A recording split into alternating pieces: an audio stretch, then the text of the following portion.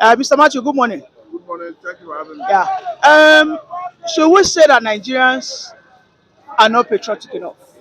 The hardship, the inconvenience, the fuel hike, the price hike, and everywhere is silent. Everybody is just clinching to this Bible or Quran. Nations are built by patriotism, and every patriot must be ready to contribute his sweat and blood to nation building. Why are Nigerians quiet?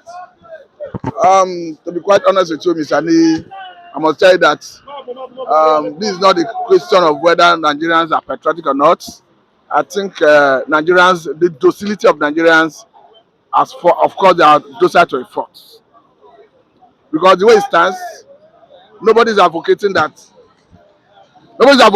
anyone should start resorting to wanton destruction of lives and property.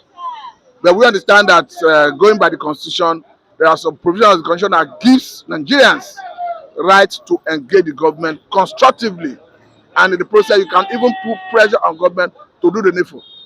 That is where I'm particularly disappointed with organized labor, because they had the best platform to force government to do the right thing without resorting to violence. But unfortunately, they have always mismanaged that window of opportunity provided for them by the constitution. Unfortunately, Nigerians in general are docile. So it's difficult to come together as a people to fight a common front the way it stands today.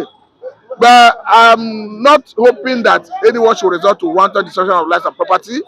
But I know that naturally, if you push a goat to the wall, the goat naturally would bite, even as goat do not bite. So it goes to show that our government need to urgently act. Because whether we like it or not, we cannot take away the fact that the hardship is increasing by the day.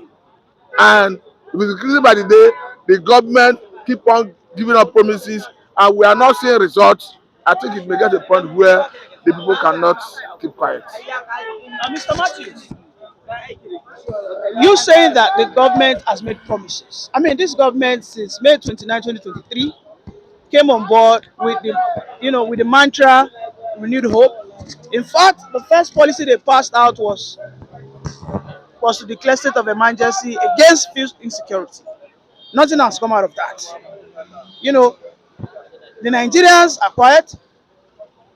Yesterday, the labor union also came out to ask for 600,000 minimum wage. Yes, I don't know how realistic is that. However, Nigerians don't even seem to support the labor unions because we have seen, I mean, countless times whereby the labor union in the recent came out for protest, but people did not support them. People will say that we are divided through our ethnicity, our religion. But I dare to say that Nigerians have more commonalities than even their differences. Because you just said that we share the same sufferings. Bad roads, bad light, bad governance, lack of essential social amenities. So why can't Nigerians, or should we say that Nigerians are under a spell? Um, Let me start from the point of the organized labor. You see, the reason you see Nigerians not synergizing, collaborating with organized labor is because the leadership of organized labor unfortunately have not been able to live up to expectation.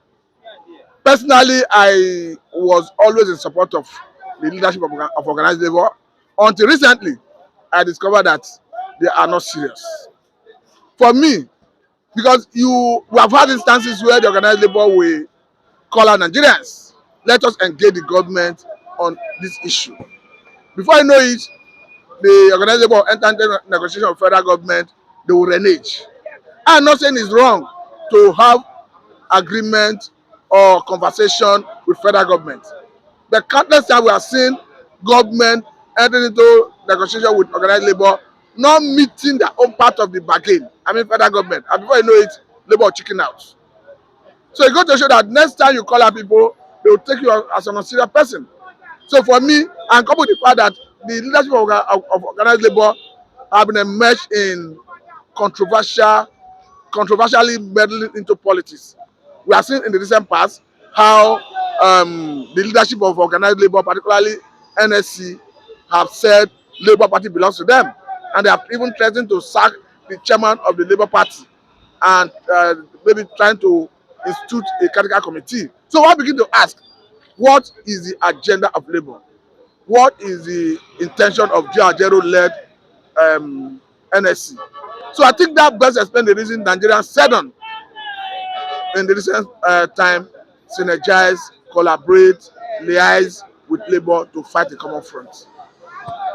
All right. Lastly, Mr. Matthew, yesterday being May 1st, Workers' Day, a very prominent, revolutionary leader came back to Nigeria, and this is a person in Omoyele Sowore, you know, and it seems he has been gaining the ground. You know, do you think there will ever be a time Nigerians will find a need to support a leader that will fight this political cabals through radicalism? Because of course we see that these people are not ready to dance to the tune of the people, and democracy will only thrive when the people have a say.